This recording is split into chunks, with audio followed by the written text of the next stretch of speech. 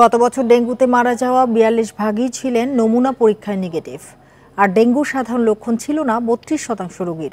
এ কারণে রোগ শনাক্ত ও চিকিৎসা শুরুতে দেরি হওয়ায় বড় ক্ষতির মুখে পড়েছেন রোগীরা। স্বাস্থ্য অধিদপ্তরের মৃত্যু পর্যালোচনা প্রতিবেদনে এসব তথ্য উঠে এসেছে। অস্বাভাবিক লক্ষণ দেখলেই চিকিৎসকের কাছে যাওয়ার পরামর্শ দেওয়া হয়েছে।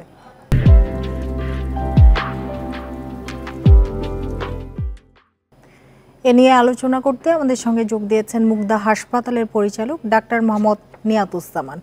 ডাক্তার মোহাম্মদ নিয়াতুজ্জামান, আপনাকে স্বাগত জানাচ্ছি ইন্ডিপেন্ডেন্ট সংবাদে। যেটি শুরুতেই আপনার কাছে জানতে চাই যে ২০২৩ সালে ডেঙ্গুতে মারা যাওয়া ৪২ ভাগই ছিলেন নমুনা পরীক্ষায় নেগেটিভ, লক্ষণ ছিল না ৩২% রোগীর।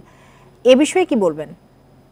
ধন্যবাদ আপনাকে। আসলে এই যে কথাটি বলেছেন, একটা কারণ ছিল, যেমনটি আমার ইতিপূর্বে রবিদ আমিন স্যারও বলেছেন, আমাদের একটা বড় কারণ ছিল লেট রেফারেল। অনেকে দেরি করে হসপিটালে এসেছেন, কারণ আপনি জানেন যে ডেঙ্গুর যে অ্যান্টিজেন পজিটিভ হয় সেটি কিন্তু ৩ থেকে ৫ দিনের ভিতরে, যত সময় ক্ষেপণ হবে ততক্ষণে ডেঙ্গুর নেগেটিভিটি চলে আসবে, কিন্তু ততক্ষণে অ্যান্টিবডিটি পজিটিভ হবে।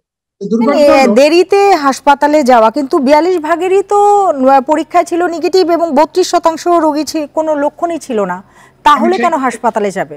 সেই জায়গাটা আমি বলতেছি, সেটি হলো ডেঙ্গুর যে ক্লাসিক সিমটম, এগুলো কিন্তু গত বছর ছিল না। কারণ আপনি জানেন গত বছর আমরা যেটা বলতাম কমপ্লিকেটেড ডেঙ্গু সিনড্রোম বা এক্সপ্যান্ডেড ডেঙ্গু সিনড্রোমের রোগী হসপিটালে এসেছে। যেমন একটি ডেঙ্গু রোগী ডায়রিয়া, হাত পা ফুলে যাওয়া, কিডনি অকেজ হয়ে যাওয়া, বুকে পানি জমে যাওয়া, কনভালশন এবং আপনার খিচুনির মতো জরুরি মেনিনজোএনকেফালাইটিস সিমটম নিয়ে চলে আসছে। কারণটা কি ছিল?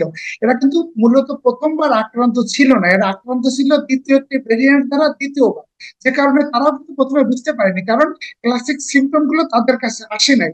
আর অনেক ক্ষেত্রে আমাদের অভিজ্ঞতা যেটি আমরা দেখেছি, যদি দ্বিতীয় বা তৃতীয়বার কেউ ডেঙ্গু আক্রান্ত হয় সেক্ষেত্রে কিন্তু এনএসএন অনেক ক্ষেত্রে শুরুতে পজিটিভ হয় না। এবং আমাদের কাছে যখন এসেছে, আমরা যখন তাকে পরীক্ষা করেছি, আমাদের কিন্তু প্রত্যেকটি রোগী অ্যান্টিবডি পজিটিভ হয়েছে। যেমনটি রোহিত আমিন একটি কথা যোগ করেছিলেন, এমন রোগী এসেছে তার দুটি অর্গান ফেল করেছে। একটু জানতে চাই যে রোগ শনাক্ত ও চিকিৎসা শুরুতেই যদি দেরি হয় সেক্ষেত্রে রোগীরা কি করবে? সেক্ষেত্রে রোগীদের জন্য আমার একটাই মেসেজ থাকবে, সেটি হলো এখন ডেঙ্গুর মনসুন চলছে, যে কোনো অস্বাভাবিক উপসর্গ হলে আপনি দ্রুত একজন রেজিস্টার্ড ডেঙ্গু সম্পর্কে সম্যক ধারণা রাখেন, চিকিৎসকের দ্বারস্থ হবেন।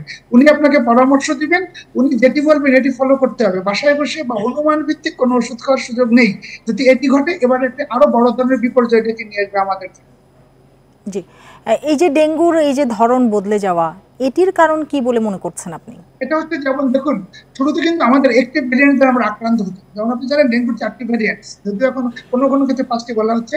আপনি একটি ক্লাসিক ভেরিয়েন্টের আক্রান্ত হন, দ্বিতীয়বার যদি ওইটির আক্রান্ত হন, আপনার কিছু ক্লাসিক সিমটম আসবে। কিন্তু আপনি তো অন্য একটি ভেরিয়েন্ট, যেমন আপনি প্রথমবারে ডেন 1, দ্বিতীয়বারে ডেন 2, ডেন 3 আক্রান্ত হলে আপনার কিন্তু সিমটম চেঞ্জ হয়ে যাবে, তখন কিন্তু ক্লাসিক কোনো সিমটম থাকবে না। এবং এক্ষেত্রে যে মূল যে কলকাঠিটি শরীর নেড়ে দেয় সেটি হচ্ছে অ্যাক্সিলারেটেড ইমিউন রেসপন্স।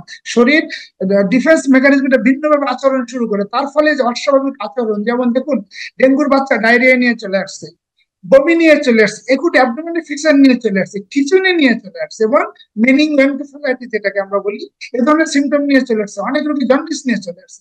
প্রেগনেন্ট মা, উনি জানেন না যে ওনার ডেঙ্গু, কিন্তু উনি নিয়ে আসছেন ইউটিআই। আমাদের যেটা ছিল যে এটি হচ্ছে কমপ্লিকেটেড বা এক্সটেন্ডেড ডেঙ্গু সিনড্রোম, যেটি গত বছর আমরা প্রথম পেয়েছি। কারণ আমরা দেখেছি যারা হসপিটালে এসেছেন, অনেকে যারা বলতে পেরেছে তারা বলেছেন ইতিপূর্বে তার একবার ডেঙ্গু হয়েছিল। সুতরাং আমরা যেটা পেয়েছি এরা ছিল দ্বিতীয় অথবা তৃতীয়বার আক্রান্ত রোগী।